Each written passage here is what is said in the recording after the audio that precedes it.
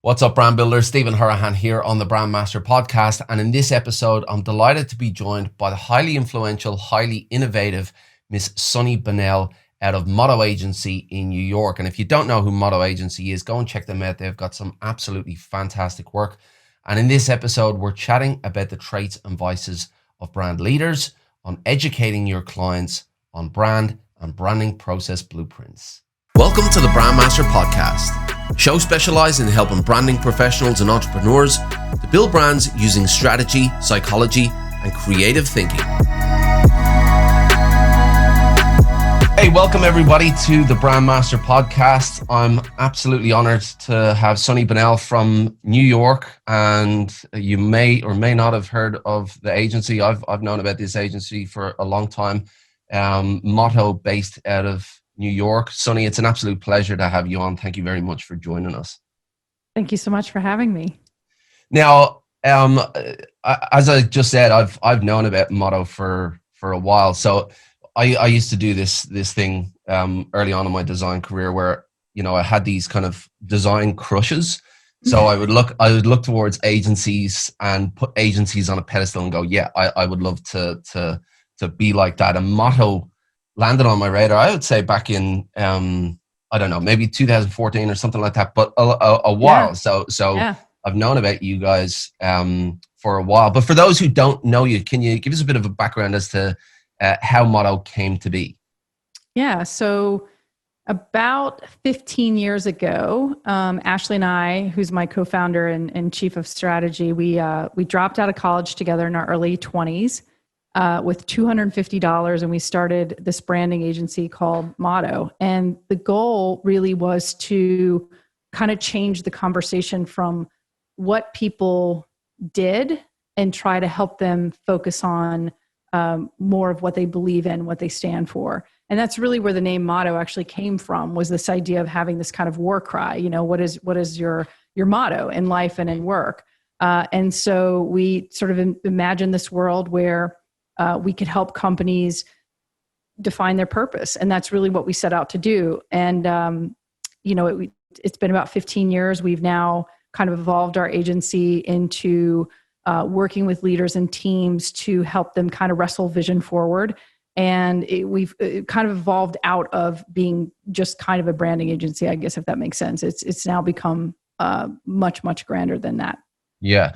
And can you give us a bit of perspective on the evolution that you guys have gone on? Because, you know, a lot of our listeners, you know, they're at the small agency level where they've got smaller clients, they're dealing with smaller businesses, but which is where you guys have come from as well. And now you've come to a level where you're dealing with, you know, these household name brands. Can you give us a bit of perspective on the small brands that you used to deal with and the types of brands that you're dealing with now, and you know, that evolution? Yeah. So I think that when you start out, you by all intents and purposes, you are trying to find a point of view. And it started for us. I mean, we were 20-something-year-old females in a really small town where there were only a few established ad agencies at that point. Very, very few companies at that point called themselves branding agencies. As a matter of fact, you were either kind of a designer or you were an ad agency, and branding was not a common term, you know, used in early 2004, 2005. I think there were people out in the world doing it, but in our local community, it was actually very foreign to many of the businesses. They didn't really understand what branding was. You either went and you know, hired an ad agency and you took out media buys, and that's how you kind of created the work. And so for us to come into that community with this kind of, you know, position, if you will, that we believed we were more of a branding agency, and we were trying to help companies and organizations identify the purpose of their business and their leadership style and what exactly they were trying to do in the world.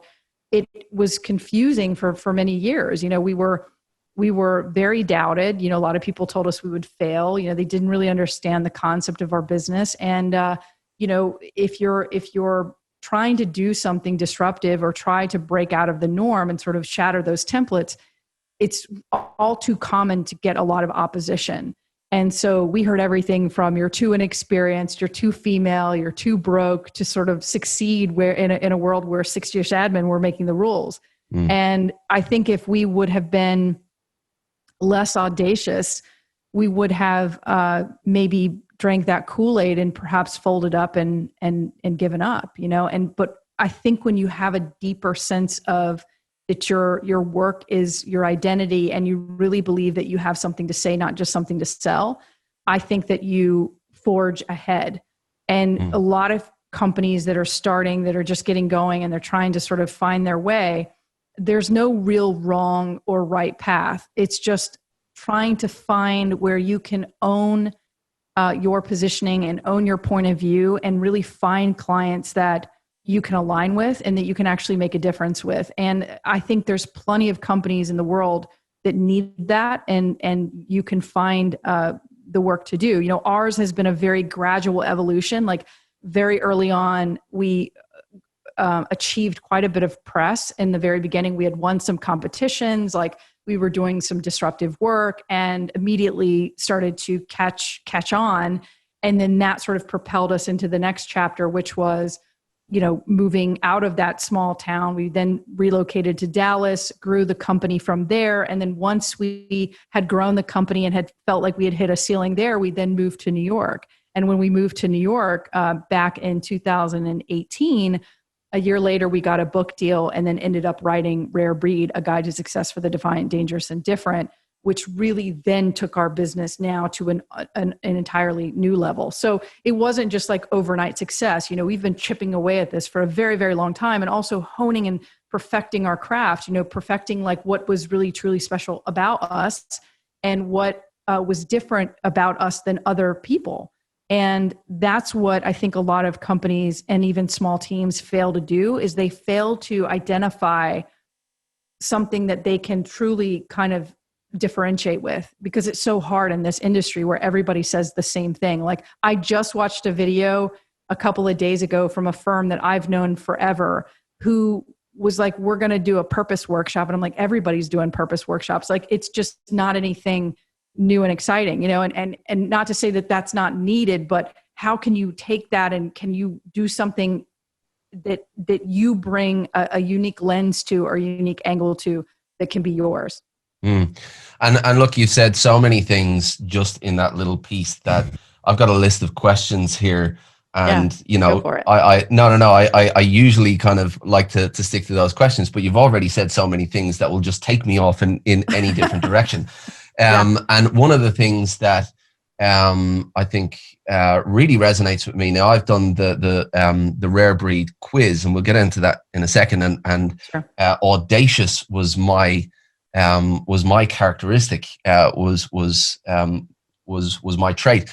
And so much of what you said there speaks to that audacity and how you guys have evolved, because it wasn't just the industry itself. It was the fact that you were women. It was the fact that you were told that you couldn't do these things. And so how much do you attribute to that grit and determination and, getting back up to the success that you guys have achieved?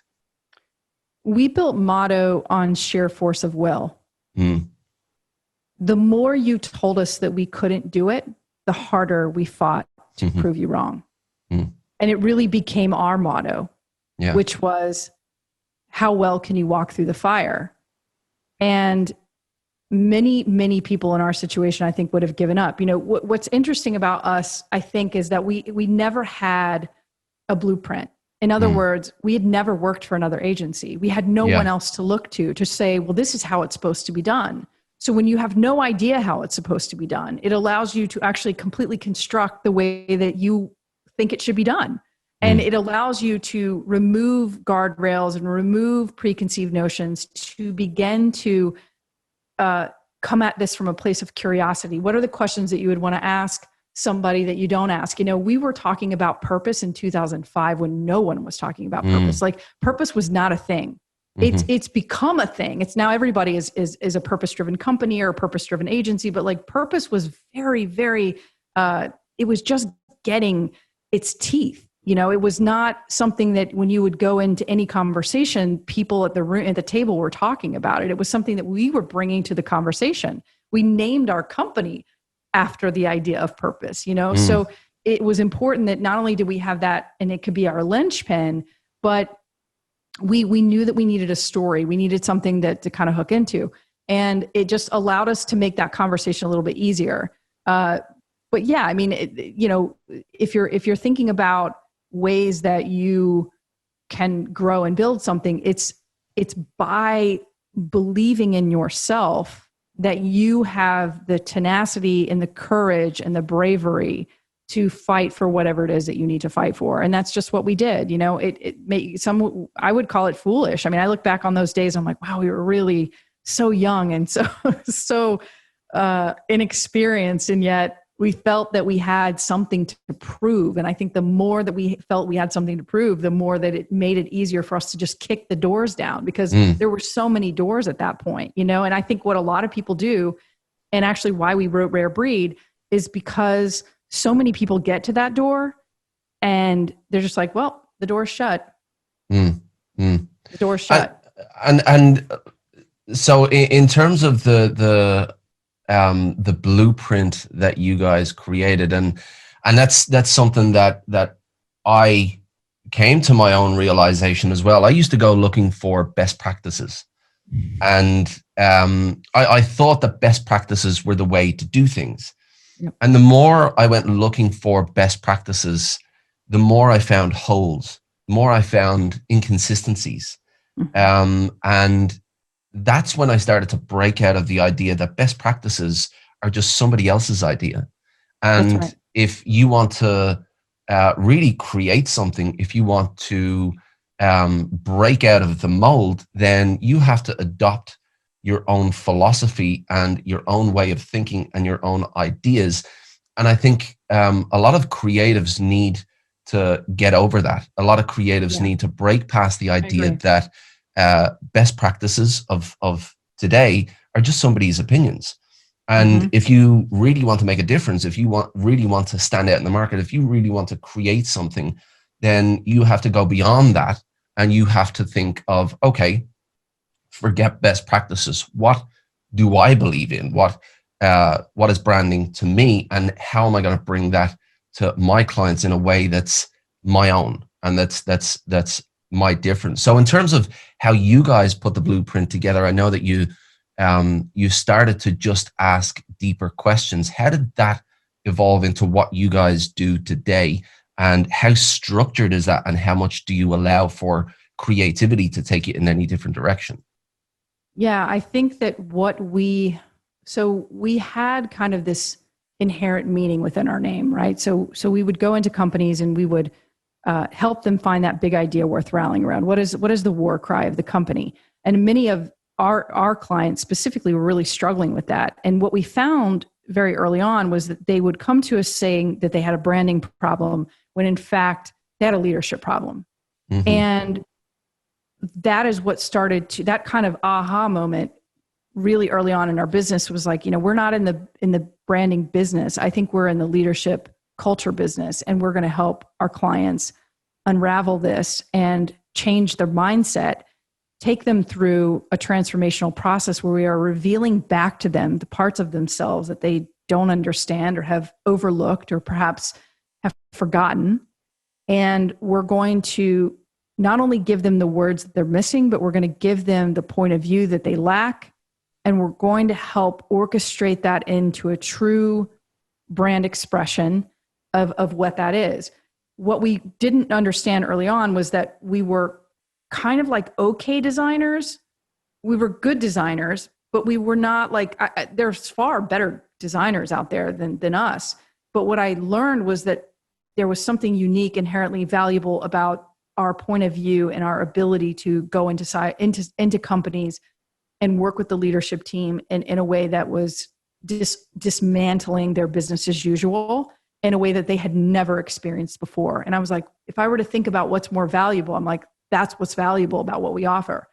And that's where Rare Breed kind of came into focus for us was,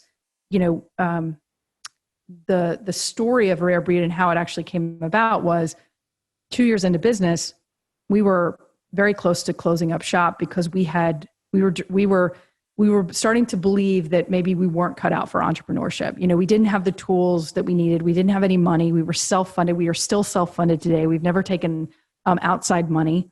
And to grow it the way that we did is actually extremely difficult to do. And 2 years in, we were just like, we had taken so many black eyes and we were like, you know what, like maybe this isn't for us.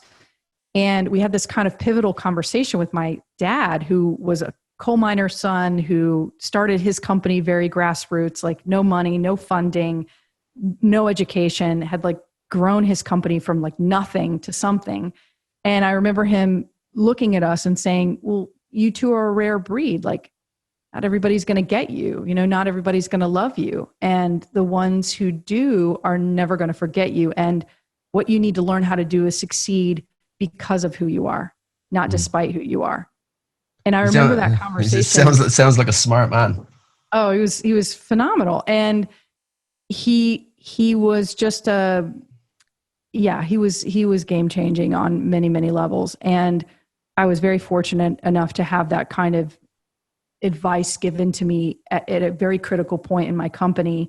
And what's interesting though is we didn't do anything with the concept of rare breed. We continued, we sort of, at that point it was like the shot in the arm where we're like, well, you know what? Like, we are different. We are a little bit defiant. We are a little bit dangerous, and we are really different. And we should just own that. Like, let's just make that who we are. And that really propelled us for the next 15 years to grow our company and sort of keep reaching beyond the grasp, right? And then in 2019, we wrote Rare Breed over that phrase that my dad had given us. And it really became kind of more than a business book. It has now become, for so many people, kind of this big idea that they are using to change courses of their life and their career and their work. And now we're being brought into global companies and teams to help them apply the Rare Breed ethos to the way that they think and work. And it's just completely now given us another thing to kind of talk about and to own, and out of, I think there's like 55,000 branding agencies in the world. Well, nobody has Rare Breed. And that must be awesome for you that this advice that your dad gave to you when you were so in need of it has now become this big thing. Like the sentimentality in that and the purpose that you get from that must be great for you personally. Oh, it's so moving. I for the longest time I was like, wow, we're really, we never felt like just a branding agency. We felt like we were sometimes like therapists in some weird way, like where we would really help people get unstuck. And I felt that work was really meaningful. And I was like, but when we wrote Rare Breed and we started to see the kind of impact that was having, I've had interviews where somebody is like, I'm the parent of a rare breed. And this book is giving me the tools to know how to not suppress them, but really lift them up and celebrate who their difference is. And then we've had companies and leaders who, somebody picked up the book in an airport in New York. And by the time he had touched down in LA, had us on the phone and was like, I need my entire leadership team to read this book. Like, I need to understand how you guys, this is unlike anything that we've read. And we were just starting to get emails, and I was like, wow, like, all the lessons that we learned the hard way. I wish we would have had a book like Rare Breed when we were starting out, because it would have not only allowed me to accept that we were different, but it would have been another way to validate that there wasn't necessarily something wrong with our approach. It was just that we weren't confident in our approach. And that's the kind of thing that I think a lot of these leadership books and, when you read a lot of these books, they tell you that something about you is flawed. And I wanted to write a book, and, Ashley and I wanted to write a book that allowed people to understand that they're not flawed, that they just haven't harnessed the power of who they are. And these 7 kind of so-called vices that we talk about in the book, that those can be your superpowers. Those can be your selling points. And not only from a business aspect, but a personal aspect. And I think that's why Rare Breed has struck such a chord. But, it took us a long time to write it. I mean, we didn't just come out and 2008 with a book. You know, we practiced for 15 years, and now we have something to say. Mm. And when I downloaded Rare Breed onto my Audible weeks and weeks ago, and I haven't gotten through it yet. But I remember when I read the synopsis, I was surprised. I was surprised because coming from you guys with an agency that you have, I was expecting a book about branding philosophy and branding frameworks and things like that. And that's the most obvious book to read. But me personally, as I said before, you know, I've adopted my own philosophies, and I'm very much in tune with human characteristics, why we behave the way we behave, why we do what we do, how we make decisions emotionally and justify with logic, how the brain works, the triune brain, and all of that. And to me, that's getting down into the crux of, and it opens up another world for me in terms of stuff that I'm just interested in outside of outside as of you branding. should. You can bring it into your work. Absolutely. Absolutely. And so it really resonates with me, and I'm really looking forward to digging into it. But in terms of why you wrote, can you tell me why you decided to go that route? Because obviously the easier book to write would have been the branding book. so true. Well, what you don't know is that we did write Rare Breed originally. We started writing Rare Breed in 2016, and we had written it as kind of it was like a business book, but with a brand angle. And our agent was like, you know, she didn't really tell us that branding books traditionally don't sell as well. And, you know, they can, but traditionally speaking, like there's kind of a ceiling in how well they'll sell. And so we didn't know that at the time. And we figured, well, we're brand people, like we should write a branding book. We didn't realize at the time that we were not writing a branding book, but we forged ahead anyway. And a lot of people don't know this. I think we tell this story in the book, but when we submitted the proposal, it got rejected by every major publisher. And our agent was like, I was like, why? You know, like, she's like, well, you know, I did some research, and she's like, branding books don't sell. I'm like, why didn't you tell us that? Like, why didn't you tell us that before we spent all this time, you know?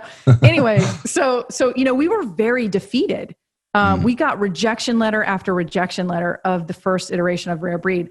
And what's really interesting about how Rare Breed came to be this Rare Breed was that it had been rejected, I think, over 19 times.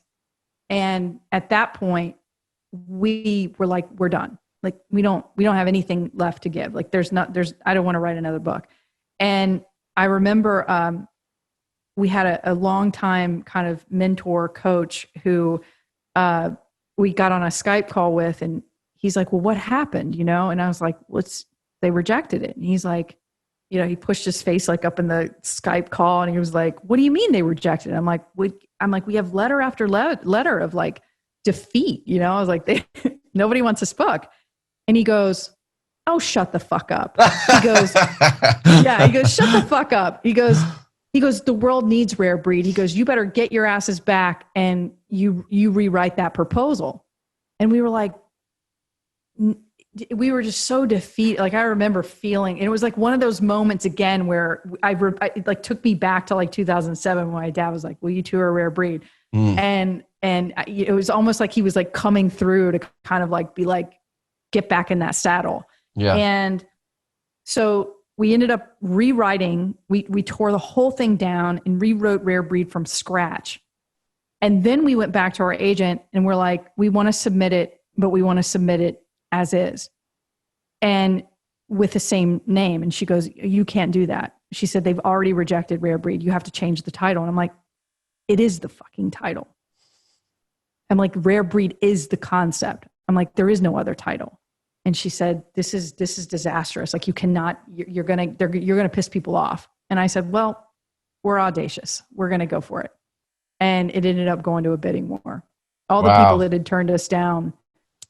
What was even more interesting is we tacked all the rejection letters up around the room, and we like wrote to those rejection letters. I remember we literally surrounded ourselves. We printed them all out and we just like littered the walls with like the rejection letters and like wrote to it. And yeah, it ended up going to a bidding war. But Rare Breed became kind of what I would call like a business personal development book. It's a business book, but it's more about you as the individual, if that makes sense. So it's kind of you first, and then it's the business aspect of it that it's now kind of superseding, and it's catching on in the business community. But we really wrote it more as like a personal development tool, personal success tool.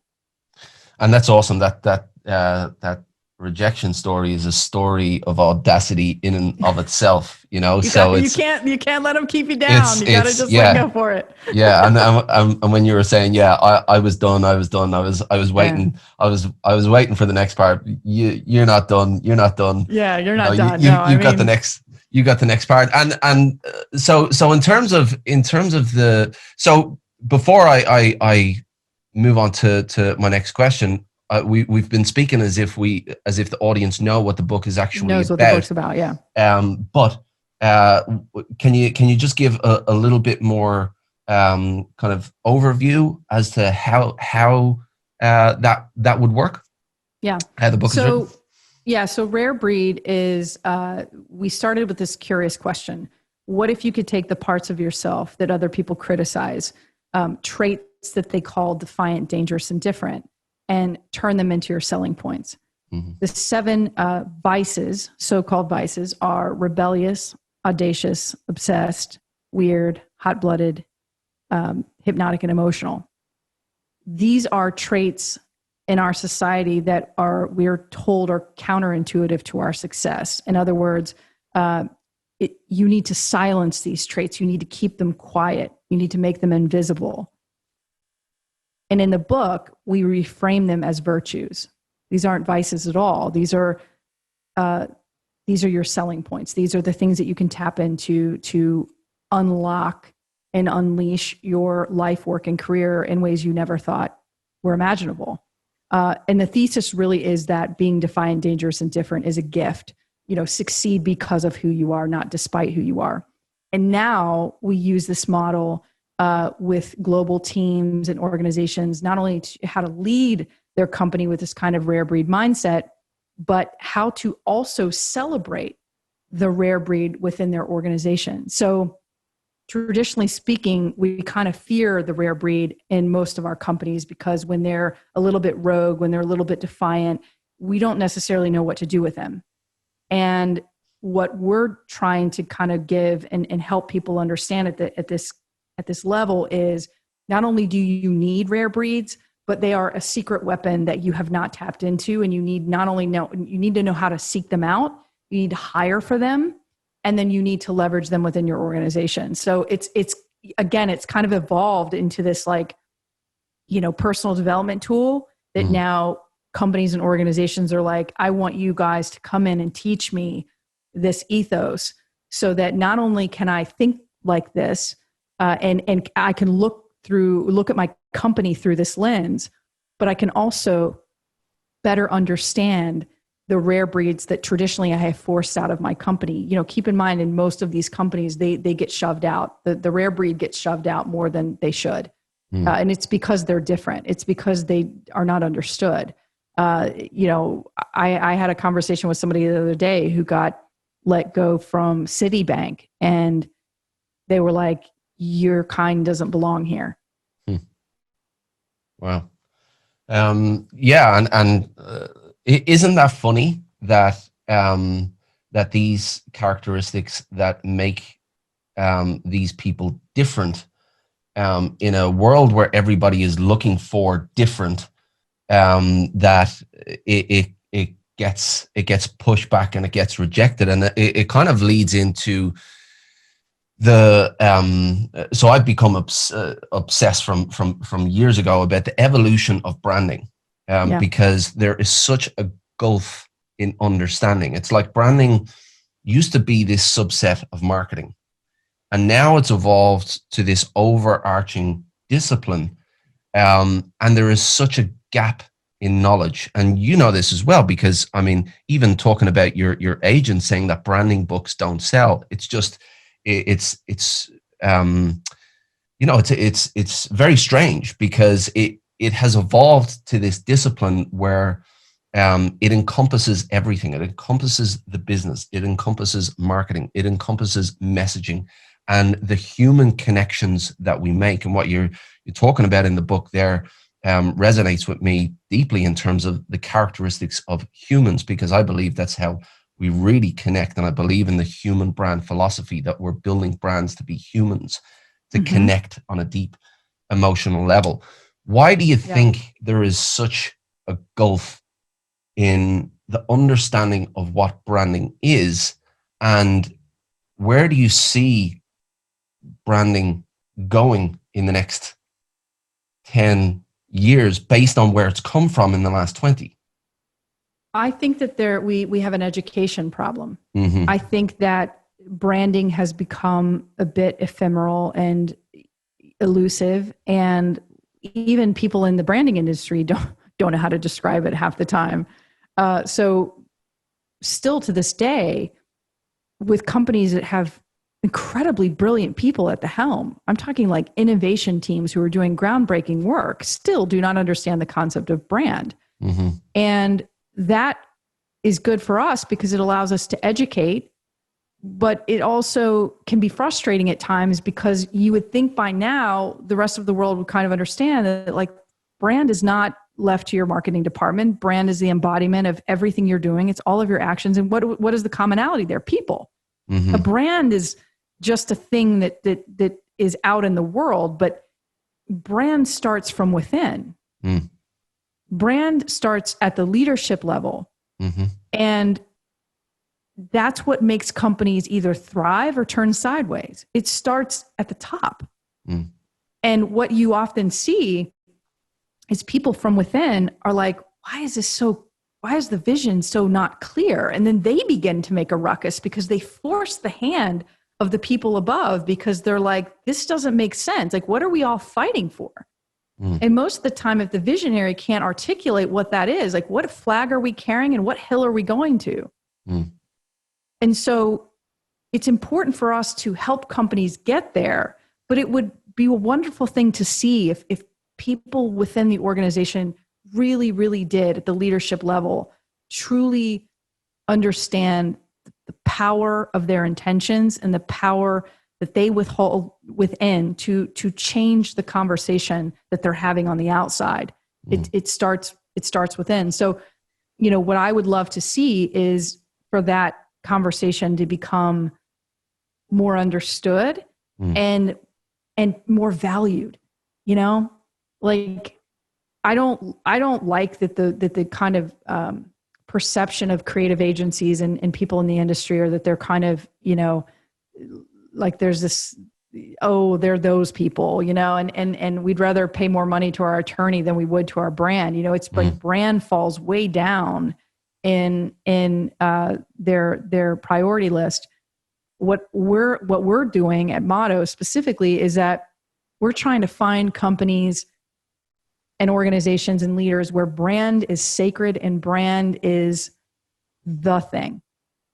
It's going to drive all of their success, you know, and that they begin thinking of brand, as you said, where it's like operationalizing it through every level of the organization. It's who we are, how we think, how we operate, the ethos in which we drive our decisions on, how we treat people when no one's looking, you know, all those things that you don't see. That's what I would like to see sort of happening for the industry. I'm seeing more companies come to us that have read our book and kind of have adopted that ethos. And I feel like they're really good fits for us, but we still get those calls where somebody's like, they've been the brand manager for 2 weeks and they're like, I need to come in and revolutionize my entire brand. And my leader, you know, or my CEO, like, doesn't really care. And that's always a disappointing conversation to have. Or they send you these ridiculous RFPs that you can tell nobody understands what they're doing.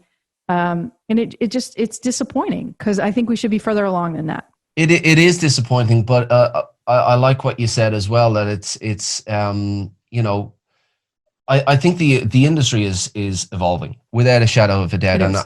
and although branding books are not selling well at the moment, I believe that branding is on this trajectory and this evolution where in 20 years' time, they'll be looking back and saying, "Why didn't we get this before?"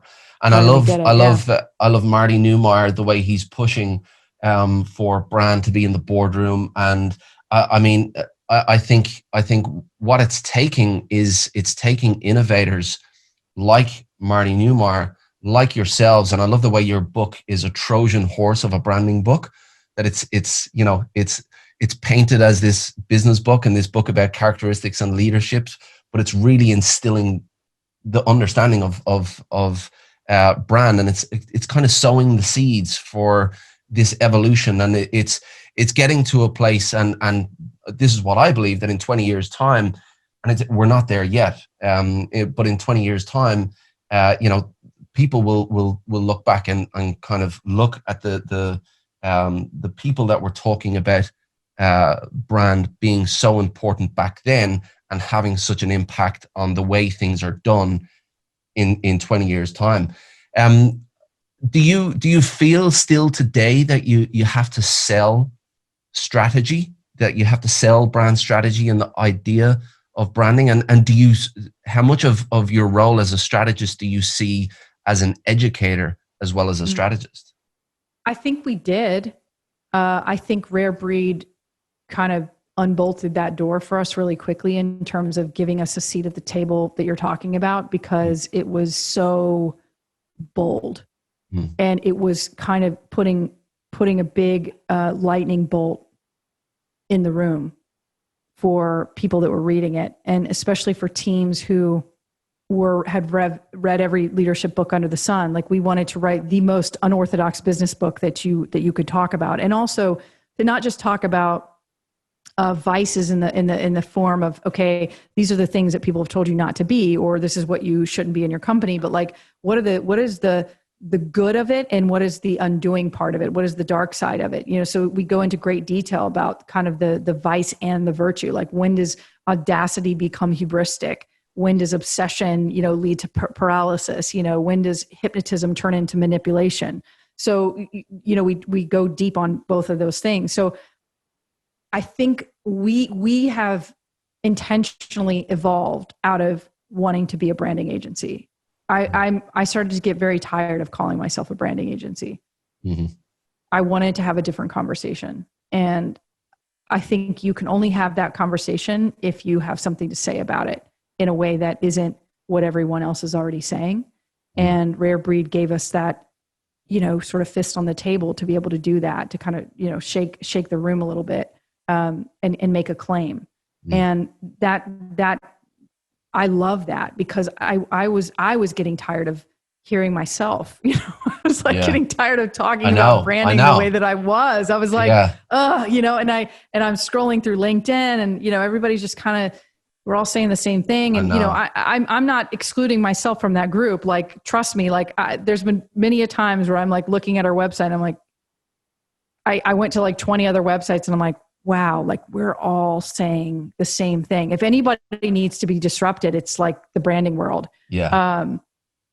We are all saying the same thing, and we're struggling to find language that differentiates us. And I just felt like Rare Breed gave us that, and now we're able to really own it and lean into it and make a claim around it. And we have other ideas too, but this is kind of the one that we're writing. But I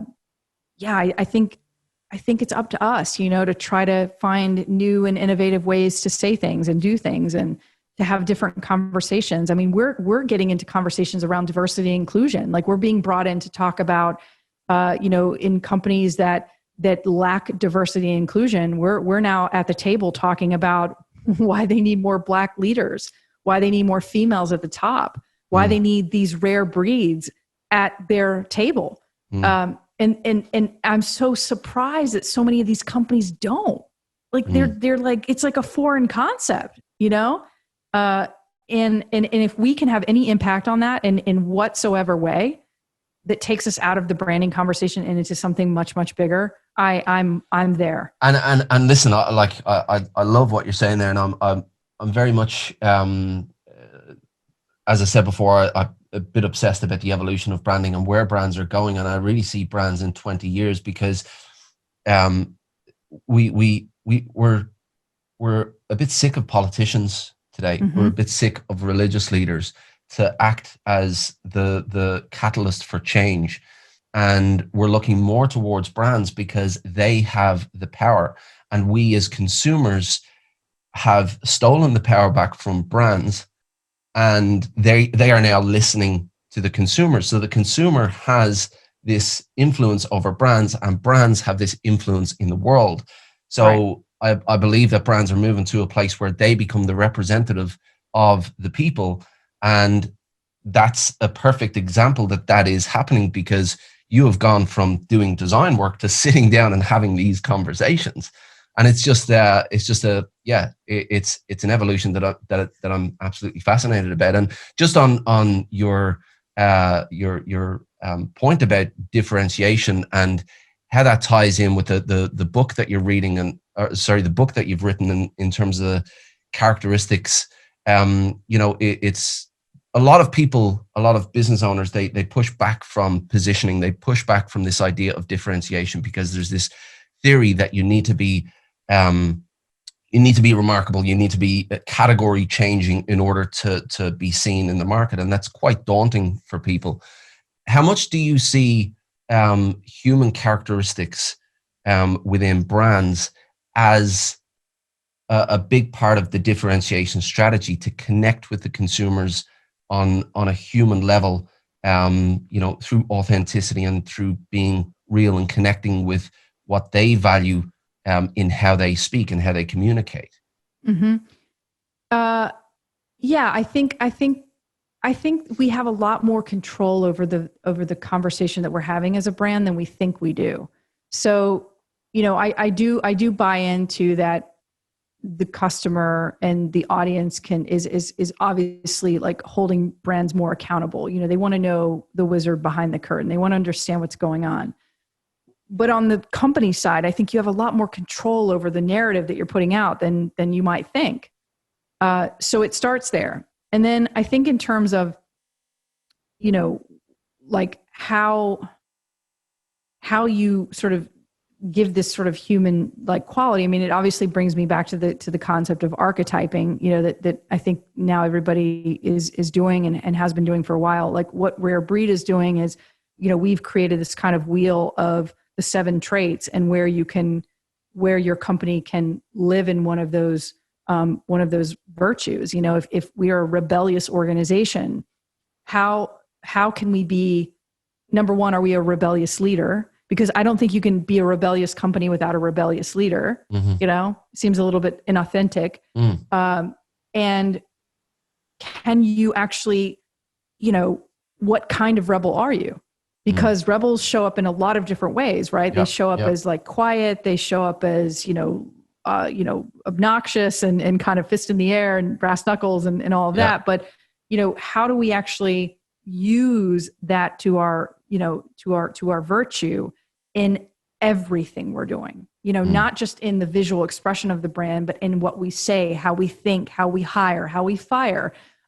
All of those sort of things need to sort of be in sync so that you can understand and be clear, because without it, you lack clarity and you lack focus. And I think archetyping has given us some of that, but I found that even forcing people, 12 is a lot to pick from, right? I had someone reach out to me the other day, and they were like, we're a everyman with a little bit of jester and like a third of a rebel. And I was like, what? I was like, no. No, that's not how it works. It was just kind of funny, but I was like, wow, and now it's being abused and underutilized correctly. So, I think this is why brands are unfocused and why companies are unfocused, is because we're not only are we pointing to other people and other companies and saying, I want to be like them, which is extremely hard, because then you have to push them to go in the direction of, well, let's actually figure out how you can be you and own all of who you are, not just the pretty parts. Let's really own it and let's identify it, and then let's actually look through this lens so that everything that we're doing as an organization is clear and focused, and we're fighting for this one idea, not 10 ideas, one idea. What is the big idea? Mm-hmm. And does everybody, again, know where we're headed? So I think brands can have a human characteristic. I think it gives a little bit of personality and dimension to it. But I also think if you're not careful, it can lead to inauthenticity, because you can claim that you're a rebel when in fact there's nothing rebellious about you at all, and you can't actually live up to it. So those are the kind of conversations that I'm always interested in having. Yeah. Oh, look, Sonny, this has been an absolutely enlightening conversation. I love doing the podcast because you get to speak to people who live and breathe branding, and you get to geek out on those conversations. And I love it too. I'm so glad you asked me. I was so excited for this. Yeah, and I mean, we've been speaking a lot about the evolution and kind of branding from a high level. I'd like to part on a more practical question for the listeners, and that would be, if you had to do it all again. So if you had to shed your personal brand and walk away from Motto and start up a new agency, working with the smaller brands, what would be either a strategy or a tactic that you would use to kind of put your agency on the map, or get the initial traction that would kind of propel you to bigger business? What would be a nugget of advice you would give? Nugget of advice. I would start with, so there's so much value in a name, so much etymology in a name that many companies overlook and forgo, that you could build an entire business on it. As a matter of fact, I just registered a couple of names and domains of ideas that I have. But, I think that why some people struggle is because, they don't have a point of view. They don't have a lens. They don't have something that they can kind of, it's got some bite that they can actually tell a story around and really spring out from, in order to turn it into not just a business, right? But like a brand, a lifestyle brand, be thinking much bigger. That's, if I were to think about this now, like when Ashley and I started Motto, I knew that we wanted to do something extremely audacious and it would be more than a branding agency, but I had no idea what that looked like. And I think as it's evolved, like now I'm seeing how much bigger that you can be other than a branding agency, and it'd be thinking of yourself in ways where you become more of a place where people go to get a lot of different things. Like with us now, you can get workbooks, you can get workshops, you can, hire us one-to-one, you can bring us in for speaking, we're doing lecture series. Like we're creating like an entire ecosystem around our thinking, our point of view. And that's how you have to think about it. You have to start thinking bigger than what you see right here. You have to say, what can it be? How big can it be? And most importantly, can your name or the thing that you're creating give you enough platform and enough headroom to actually grow into something else? And that's what I would be thinking about. Cause sometimes I like pinch myself a little bit that we chose the name Motto, because it's such a powerful name. Awesome name. Such a good name. And I think I don't think we understood the magnitude of it at the time. But even with Rare Breed, like Rare Breed has now gone on to become a quiz, a show. It's going to be a conference.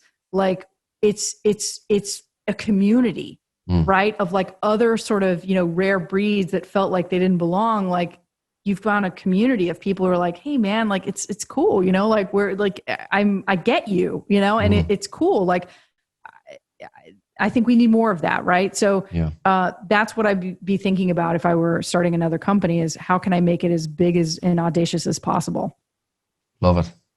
Absolute pleasure, Sonny. It's been, Yeah. as I said, it's been great. I love chats like this, and no doubt the listeners are going to get a ton of value, and they're going to be on motto checking out the beautiful work that you guys do. As Thank I you. said, thank you so much, and no doubt we'll be chatting soon. Cool. Appreciate it so much, Stephen. We really hope you enjoyed today's episode. Thanks so much for listening. If you want to learn more brand strategy techniques to level up your skills, make sure you check out BrandMasterAcademy.com. There's plenty of free resources and premium content for you to download and get you going. If you'd like to join our Facebook group full of like-minded brand strategists, all learning from each other, then find us by searching for the Brand Strategy Community, where you can find exclusive content for members as well. If you enjoyed this content, please be sure to give us an honest review on iTunes, Stitcher, or wherever you listened, and make sure you tune in for the next episode of the Brandmaster Podcast.